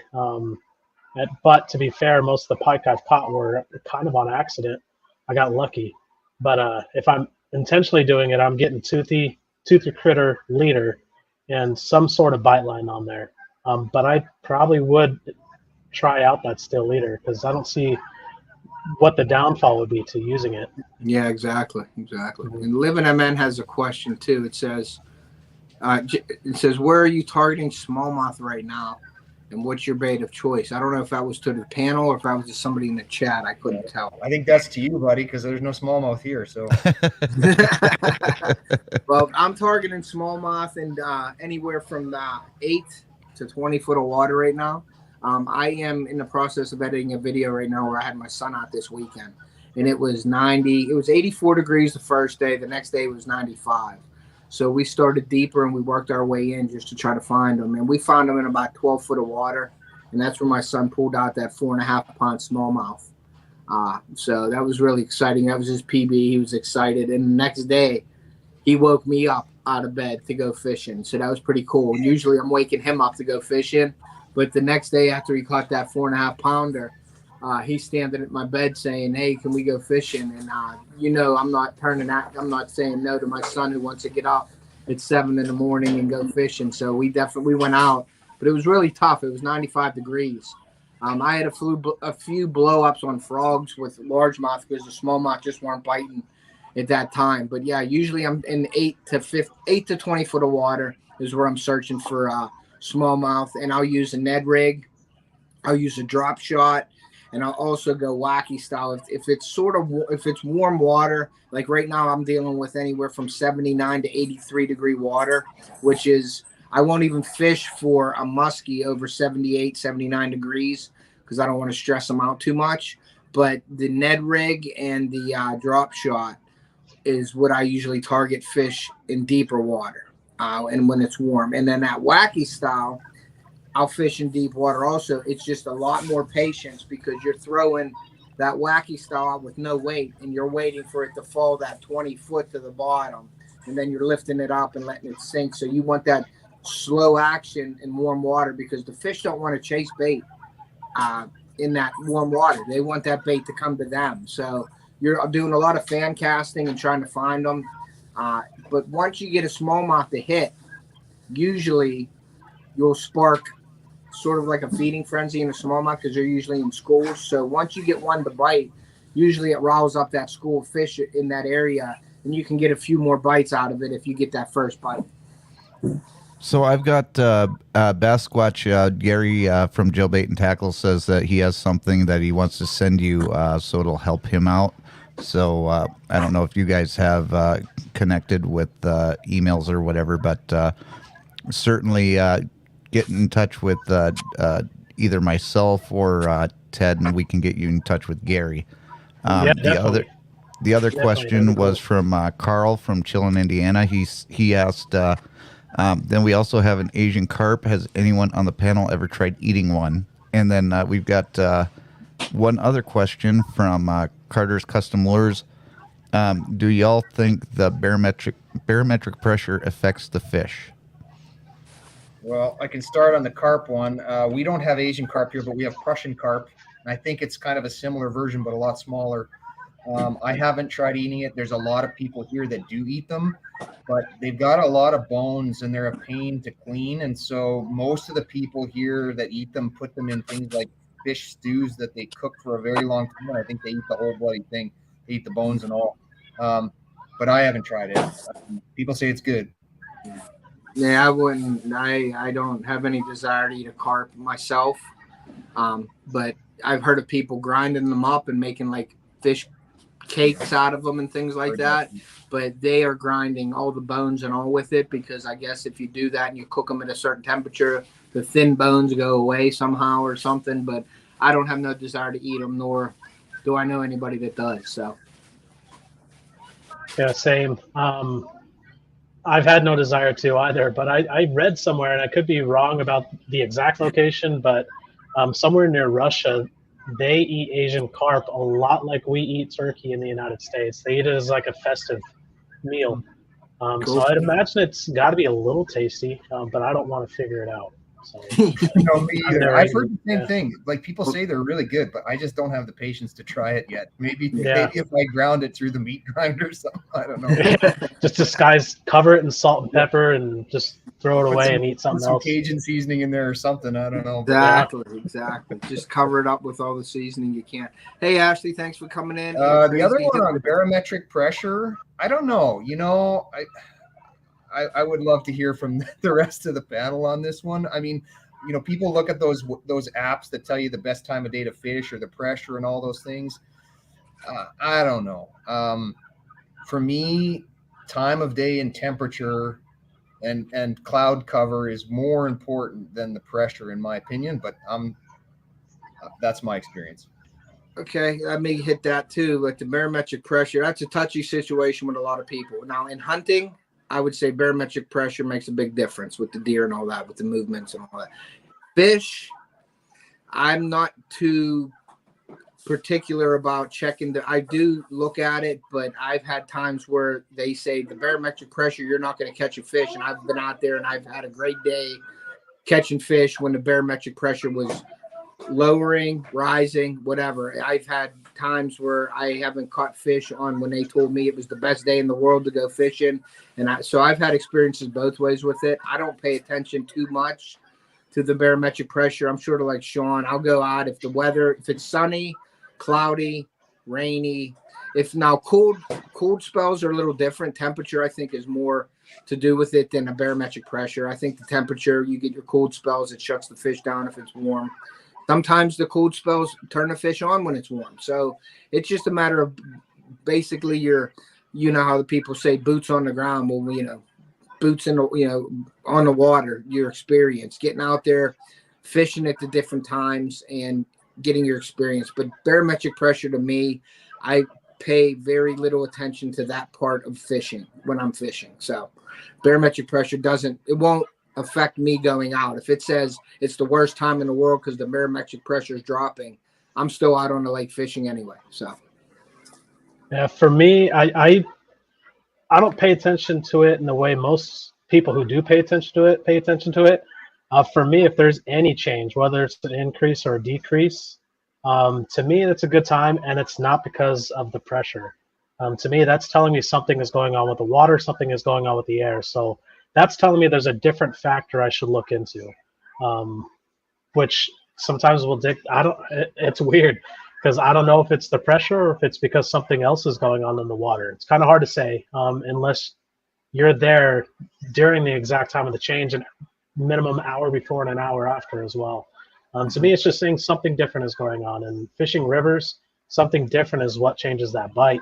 So I don't really pay attention to the pressure, but I pay attention to when the pressure is changing. I think timing, like you said, the timing of it is more important than the actual barometric pressure itself. I think it's the time, like you said, an hour before, an hour after, things like that. Now, Daniel, Jason, if you want to read that, what Daniel said for Living MN Outdoors with the barometric pressure. And that's what I was just about ready to jump in with. He says that the barometric pressure affects different species differently. It affects the bite more through the ice than it does in open water. So it sounds like it's more of a factor for ice fishing than it is for during fishing during the spring and summer. And that's something that I would ask Daniel to please let me know, because I'm not an ice fisherman myself. I don't know if Sean knows this or not, but what do you mean, like it affects it more during the ice than it does open water? Like, how does it affect it? That's what I'm curious to know. And Sean, I don't know if you could answer that, and we'll see if Daniel answers it, but do you know what he means by that with the ice as opposed to open water? I mean, I'd love to hear from him. I do ice fishing, but I don't look at the pressure. Again, it's similar to me. I look at the conditions, and one of the things about ice fishing that is definitely different that I look at from open water is things like phases of the moon and stuff, because just like on the ocean, on a big lake, the water levels and the pressure in the water and the ice will change depending on the time of year and the time of the month. So that pressure in the water will push fish deeper or shallower. For sure that will happen. But whether, I don't necessarily tie it to barometric pressure. I tie it to the time of the month and the weather that's coming through. Gotcha. We'll see what Daniel has to say on that one. I just go fishing. He knows way more about ice fishing than me. Trust Yeah, me. yeah, and that's one of the reasons too why I asked him to be included in this, in this group too, is because everybody has their little specialties that are in the group, and that's what I knew he was into that. So Nicole, hey Nicole, thanks for coming in. But yeah, so I don't know. Okay, there goes Daniel right there, Jason. He says they will go completely lockjaw in the winter. They sit on the bottom and don't move. Okay. Gotcha. Yeah, and that's probably one of the reasons why I don't ice fish, because I like to have things like happen, or I like to make things happen as a fisherman. Like I don't know if you guys can relate. Like I don't see me sitting out on an ice cube through an 8-inch hole trying to catch a fish. For me, that just doesn't. You're limited to that hole or multiple holes in the ice, whatever. But you're dropping down and you're moving up and down. Okay, to me, that's not that exciting. I'd rather go look for things and throw different lures and do things. That's just my way of doing it. Now, people want to take me ice fishing and stuff. I'd probably have to have the heaters, the thing going over me, and all that good stuff to do ice fishing. But I've had a lot of people ask me to do it, but I've never been interested in sitting on the ice fishing through a hole. That's just me. You go gotta ahead and send. Go ahead and send your question in there, Gary. What was that, Sean? I'm sorry. I said you got to come fishing with me, and then you'll change your opinion. But the challenge with it is, it's like anything. If you want to make it enjoyable, you got to spend a little money on it. It's just like when you put your money into your boat. Well, if you buy a nice tent with a lot of heaters and electronics and cameras, you can make it a lot more enjoyable than sitting on a bucket. I'll tell you that. Well, that's what I mean. Yeah, I'd have to be like top notch for me to go out there and do that. I'd have to have the electronics so I know what's going on, and not just winging it with a hole in a ice with a jig or anything like that. It has to definitely be all out to be like the cattle. You have to. Well, and if you want to take it further, I mean, then you got Living MN, who's got like a cabin out there. Man. Oh yeah. He's got beds. He's laying in bed with his fishing rod fishing. I'm like, man, what gets better than that? You got some soup in the microwave. You hit 2 minutes in the microwave, and you're leaning over your bed jigging for walleye or whatever, and then boom, you catch one. Hold on a second. You pull it off, and then you go grab your dinner out of the oven. I'm like, that's the way to go right there. Absolutely. Well, Daniel says that a consistent pressure is more important than a higher or a low pressure. Like stable weather, yeah. And Gary just asked, and this kind of, I think you can answer this, Angling Spiders, because you just kind of touched on it a little bit about a full moon. Does a full moon affect freshwater fishing like it does in saltwater? Well, I would say I can't answer that for summer, because I'm not out there in the nighttime fishing on my kayak in summertime. In winter, no question. And up here, ice fishing, most of the time we're fishing at night just because it's darker up here. It gets dark really early in the winter. And yeah, no question. If you're in a full moon versus another time of the month, there is definitely a change in the activity of the fish. I think it's more, and I don't know if Living MN would agree with me, but it seems to be more on things like walleye, and we have other fish here like burbot. It seems to affect them more than the pike. But yeah, for sure, I would say the time of the month is important. Jason Swag, thank you for being in here. I appreciate you. Basquatch, do you have any opinion on the moon? Yeah, I guess to go a little scientific with it, with the moon phases, you're getting a lot stronger of a magnetic pole. That's kind of what causes tides at night in saltwater, and it's somewhat the same effects in still water, but because the still water is a lot smaller than the ocean, you're getting a lot less of a reaction. Not only that, but to fish, that moon looks like a massive light in the sky.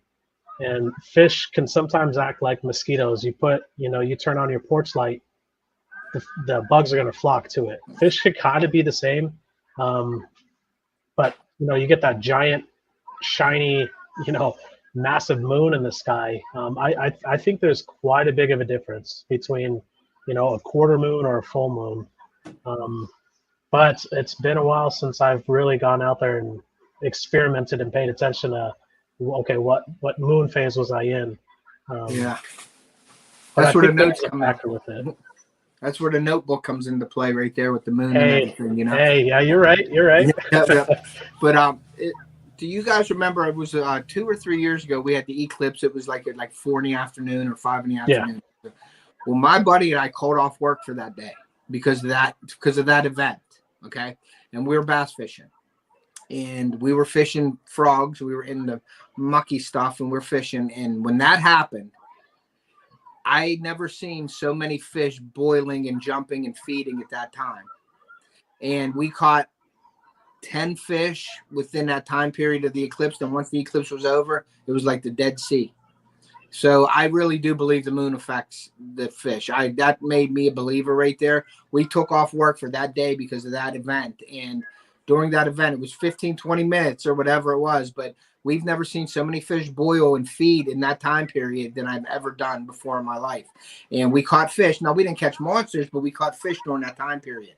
And once that eclipse was over, it just sort of went dormant and nothing happened. I didn't see a minnow break the surface for an hour or two after that. And then it went back to like a normal setting of fishing. You know what I mean? But in that time period with the moon, with that eclipse, hey, working class, it definitely affected the fish at that time.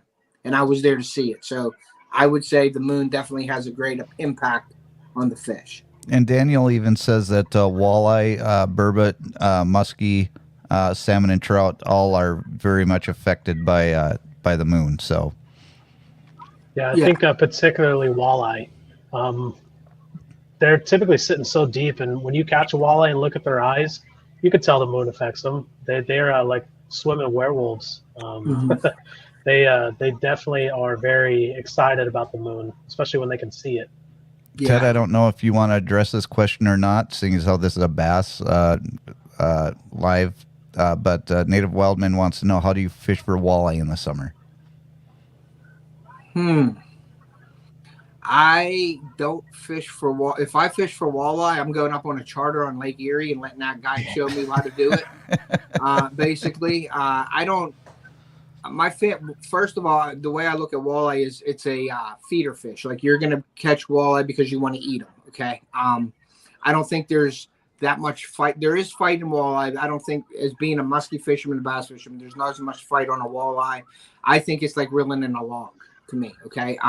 Not saying that the walleye fish, I don't want no walleye fishermen, wanting to, see me after school or anything, but I'm not a walleye fisherman. Now, I have friends that have charters and they do their own thing and they fish, but it's a meat fish, and it's people like to eat them, and they like to do their fish fries, and they eat the scallops out of their cheeks, and they're great food.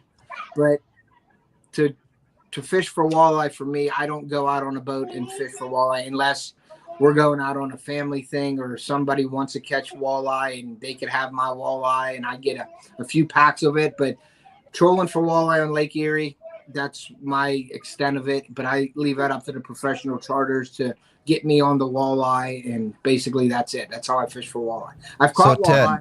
And that's Ted, you pretty much told me that I am now a professional walleye fisherman, is what you're telling me. Sure. Because I can pull those logs in day after day, no problem.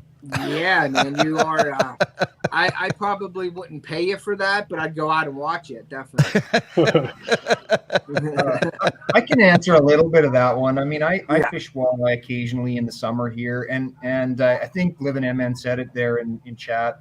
It really depends on what lake you're in.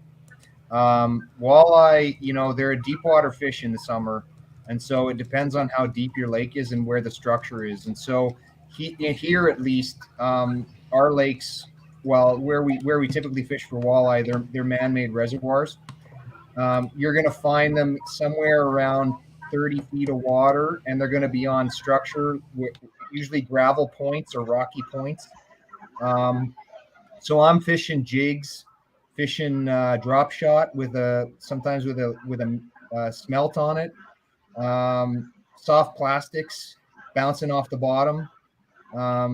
That's all if you're sitting stationary above them. So if I'm on a kayak, I'm dropping straight down 30 feet and I'm jigging off the bottom with some kind of soft plastic, like a curly tail grub or a drop shot. And then if we're trolling around those points with deep diving jerk baits or crankbaits. And sometimes we'll use something called a bottom bouncer, which is a lead weight with a wire on it that bounces off the bottom, and you're suspending some kind of trailer behind it, like again either a bait or a soft. So for bait, sometimes we'll use like live leeches, but you got to get around that structure, those points, because they're going to be deep water this time of year. But that's how we do it here. But that's our reservoirs. Cool. Yeah. Good info. I think walleye, they're very, very unique in the summer. Every time I fish for them through the ice, it's vertical jigs. But fishing them in Colorado in the summer, I was catching them with a very heavy-weighted skirted jig and a crawfish, and pulling in the walleye like I was bass fishing. I would just go deeper points and further casts. Here, though, in Tennessee and Kentucky, we have walleye in the creeks, and it's not very deep, but they're the colder creeks in the area. So again, they're going to prefer the deeper, rockier points there where the water is pretty cold. And they're catching, swim baits, things that look like minnows, as opposed to what I was used to fishing with them back in Colorado. So in the summer, they seem to be very unique depending on where you're at. Cool. Yeah, Living in Man Outdoors just wrote something up there. What you said something, Jason, right? Yeah, he says right now, bottom bouncers, Lindy rigs, deep cranks, baits, or lead core with crankbaits for walleye. So I've got a question for the panel. This is for all three of you. Tomorrow, I plan on going fishing with my wife, and the high in the afternoon is going to be 76 degrees, and it's not much warmer today, so the water is probably going to be a little bit colder than it has been. Where is going to be the best places to find bass in river fishing, and what kind of baits would work best? Anybody you want to answer that, Sean, first, and I'll. Well, again, I'm not the bass guy, but Okay. if I mean, we might want to go to Bass Squatch because he's river fishing bass. But I mean, if I relate it to pike, and you're river fishing, again, I'm looking. Well, it depends. It also depends whether it's overcast or not, right? I mean, it depends if it's full sun versus overcast, because that's going to make a big difference. If it's sunny in 76, you're probably looking for those shady points again, and you're looking for those areas where you're going to find some structure. That's the biggest key to it, because they're going to be hiding under that structure, particularly midday. But I'll leave it to Bass Squatch to give the advice on the lures. Okay. So I guess to start off, are you fishing a wide river or a narrow river? Because it's going to be a pretty different answer depending on Okay, what it is. well, it's going to be a wider. I guess it all depends on what your definition of wide is. It'll probably be about half a mile wide. Okay, that's pretty wide. It's a wide river. Yeah, but even some things that are constant in all rivers, you definitely want to find where the narrows are at, because even the wide rivers are going to have narrows in it. You're going to want to look for your sharp turns, your bends, and wherever the current seems to be making a dramatic difference. When it slows down a whole lot, that's either there's structure there or it's getting really deep right there. Okay. So those are the points you're going to want to fish, but you're going to want to cast upstream and have your bait travel into where the slower current's at. So probably cast directly across that slower current and do what they call swinging. You're going to swing your bait through that slower current. I know that the larger inline spinners like a rooster tail or a Meps, a lot of people are absolutely slaying smallmouth with those in the river. Okay. That sounds like your river's pretty large, so you could probably get away with doing like crawfish patterns. Okay. Because those wider rivers tend to have a whole lot of crawfish as well. Yeah. That's what Daniel just said too. Swinging off the hook crawfish bait through there. Yeah, I was just gonna say, get a hold of a razor craw. Well, the last time that I went fishing, I caught a crawfish. So. Yeah. Yes, I think you would definitely favor the crawfish there. I wouldn't do too much weight though. In fact, I'd probably go weightless. Okay. Let that current do all the heavy work for you. Sorry, I got a cat in the way.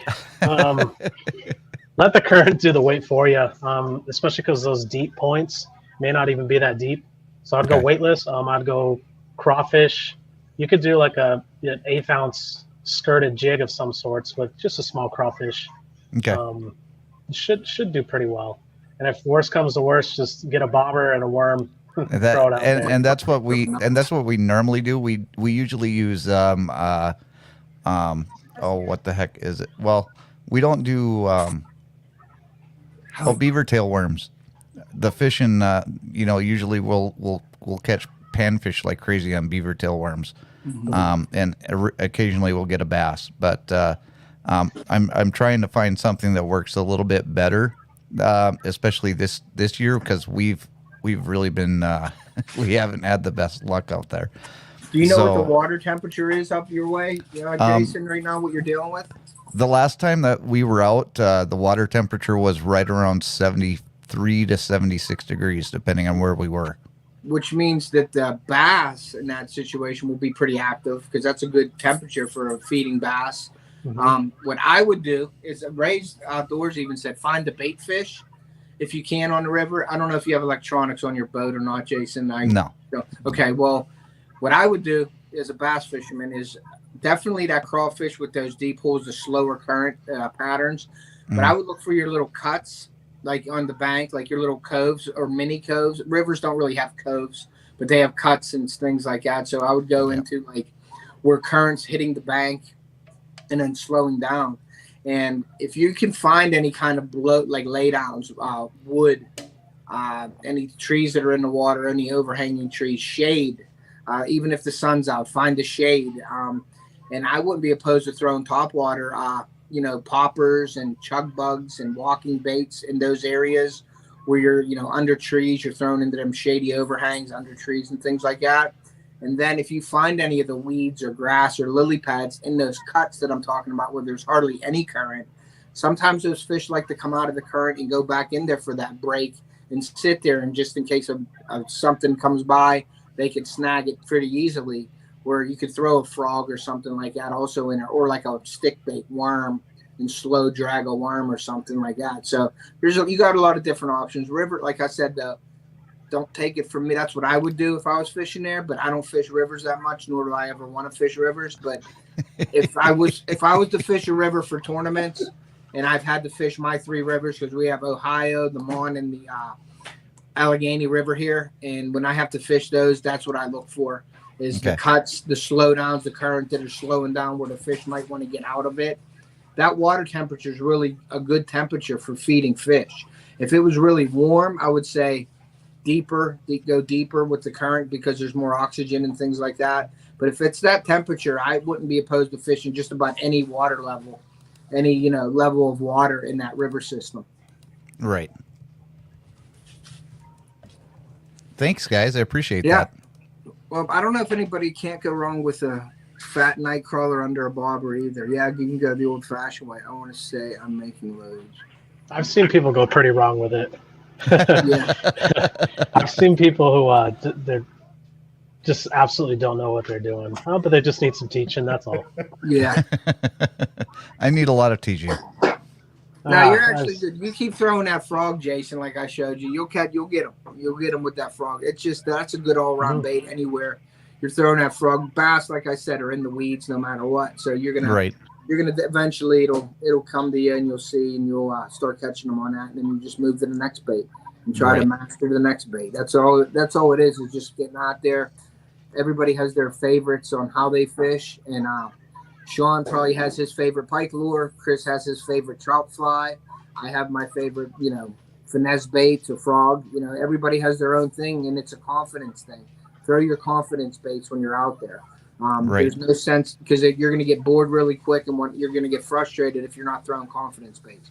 But throw baits that have caught you fish before, and find shade and throw your confidence baits, and you should be fine. And that's anybody in this chat. Find your confidence baits and find the shade in the summer right now. That's what it's all about. Shade, shade, shade. And that's basically it. I agree with the confidence bait things completely, Ted. I mean, and especially as a YouTuber, if I'm going out fishing and I want some content, I'm going to my confidence bait number one. Even if I'm going out that day to try something new, I'm starting the first half an hour with my confidence bait, because I know I'm going to pull in a few fish. and then I can switch over to the other one and say, okay, now I'm going to try this other thing. Yep. But at least I've got a few in the boat that made me feel good about catching a couple. So it's important to go to what you know, and it you know, it boosts you because you've got a couple fish in the boat. So now you feel a little bit more adventurous to try something new. Yeah. Well, how many, as a YouTuber and as everybody here on panel and everybody in the chat, how many times have you went out there and said, oh, I'm going to try to get content on using this bait, and you've never used that bait, or you've used it very sparingly, and then you go out there and you're throwing that bait and you don't get a hit, and your GoPro's just running, and you're not getting content, and you're out there and you're like, man, I got to go back to my Senko or go back to my frog, and then boom, you start popping them. And then your video is about frog fishing or finesse fishing again. You know what I mean? So how many times have you been out there doing that and you get zero on that? But that's the days where you're learning too, though. So maybe you shut the cameras off and you just stick with that bait and you're throwing that bait all day. Now you're not going to catch as many fish when you probably know you could, but that's how you learn, and that's how you learn work using that bait too. You know what I mean? So there's a lot of frustration out on the water. Yeah, well, there's proof to that too. That whole confidence thing. Just take a buddy out with you, and while you're catching fish, he's going to ask you what you're throwing. He's going to throw the same thing, and you'll still be catching, and he probably won't. Yeah. Because confidence it's a way bigger factor than a lot of people realize, and that's the same thing with fly fishing too. You know, we could both be throwing the exact same double fly rig, and one person's going to be catching, and one of them won't. So you got to go with what you know. Absolutely. And there's some trial and error to it. I mean, it's funny because there's you hit it on the head, man. There's an experience piece to this. You know, I'll have people that have watched the channel and they'll say, hey, can you take me out pike fishing? And so you get them out there and they don't catch one, and they're frustrated. And it's like, how come I'm using the same lure? And there's a piece to it it's just experience. You know the structure you're looking for, you know the depth you're looking for, you know where the fish are, and if they're not doing the exact same thing, they're not necessarily going to catch the fish. I've been out there with people who they're reeling their rod too fast, and so the lure's not going to the same depth, and you try to teach them. There's a level to this that I agree 100%, and you'll get it once you get it, then you know it, and you'll get it every time. That's where the confidence rate comes in. Yep, definitely. That's like when I take my kids out or my nephew when we're out there and I'm trying to get them into the frog fishing, and they'll throw the frog out there and they just pull it and they're running across the top. And I'm like, it's all about a cadence thing. You want to make it look like a frog, vibrate that frog, move it like a frog's moving scared on the pads, you know, like you don't want to go in the water. And like my son's starting to get that right now. Like he picked up on the wacky style, which he's awesome at it right now. Like I'm so proud of him for doing that. Like I watch him like off of camera when I just watch him, and he knows how to do it, and he's watching me do it, and that's how he's picking up. Well, that's how he's catching his fish now, is by doing the same things that I'm doing. And the same thing with a frog. Like I had him on a live the other day, and we're fishing, and I wasn't fishing at all, and I'm letting them throw the frogs, and they're throwing their frogs, and one's yanking it and it's flying across the pads, and the other one's yanking, the other one's not looking. And so I grab my rod and I throw it out there, and I boom, catch a fish. And they're like, why does he catch fish? I'm like, it's all about technique, and it's all about how you're doing it. And if you watch me do it, then you're going to catch fish at it. And Theo picked that up a lot with my wacky style, and he's starting to get on them and catch fish now, which is awesome. So it's definitely technique and confidence, you know. Daniel's leaving from Living MN. Thanks, Daniel. Good night. Thank you for coming up. I'm sorry it didn't work out with your connection, but hopefully next time we get up here, it'll work. There's Dominique. Hey, Dominique, how are you? Fishing downtown Denver, saying what's up to everybody. Thanks for coming in. But yeah, guys, I kept you guys for about 2 hours, so I really wanted to thank you guys. Ugly Dog's in here. We're 2 hours of this topic. I think was great. I really appreciate each and every one of you guys for coming up here. Jason, I appreciate you emceeing the chat and doing everything for us on here.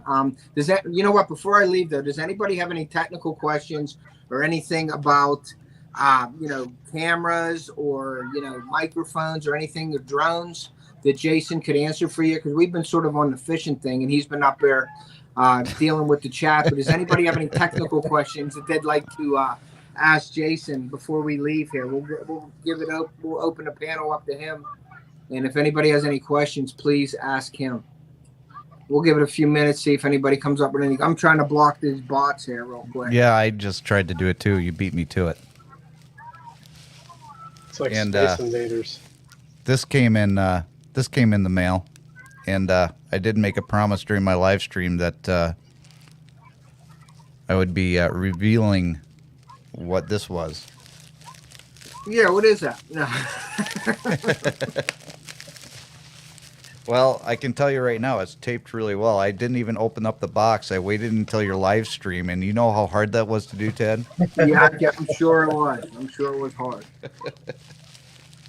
So, everybody that has been watching my channel for a while knows that I have a really bad habit of destroying multi-$1,000 drones.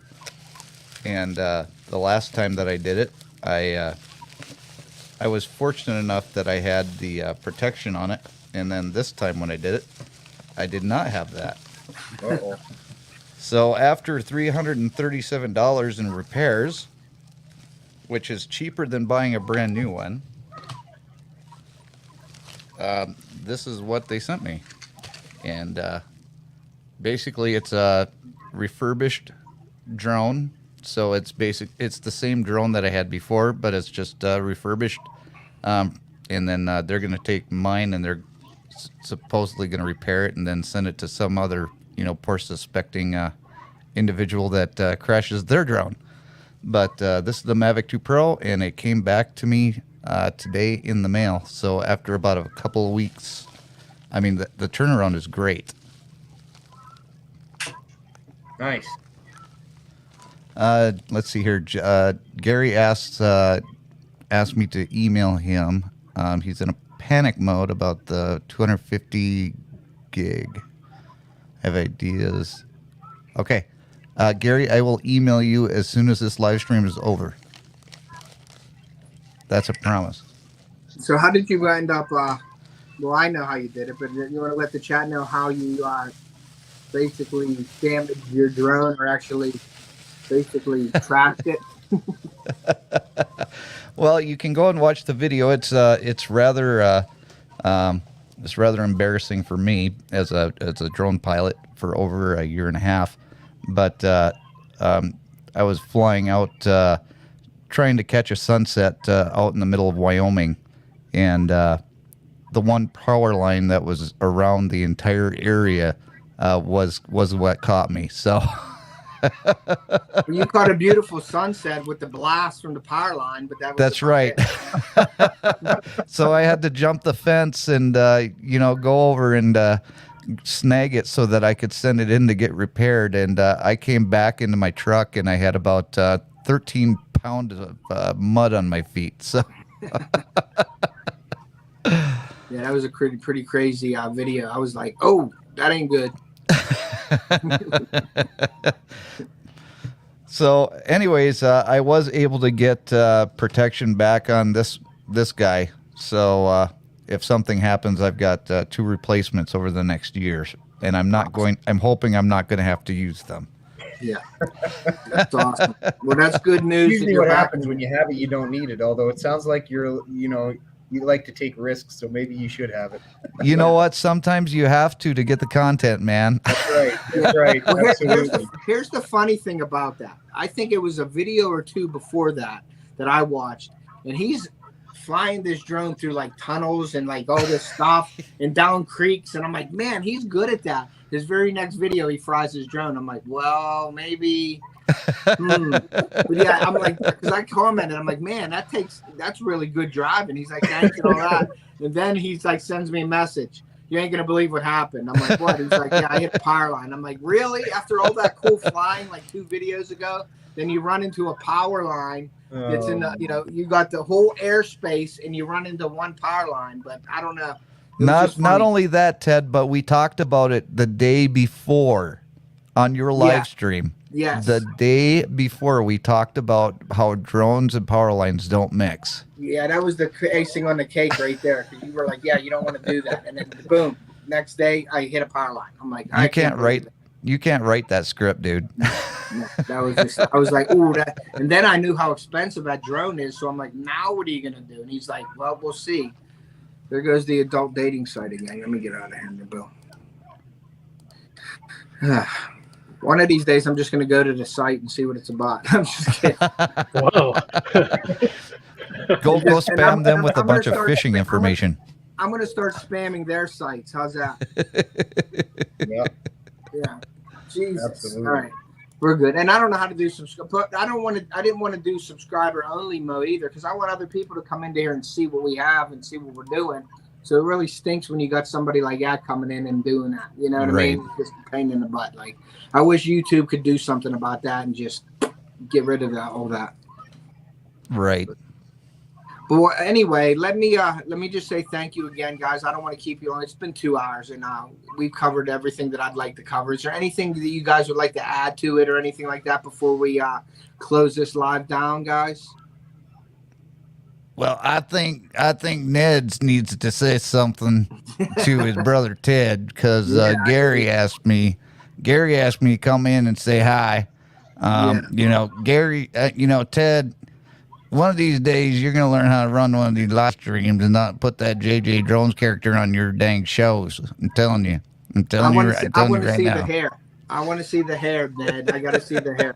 I don't know if you guys have seen that, but JJ did a skit on my channel, and he was showing off my hoodies and my apparel.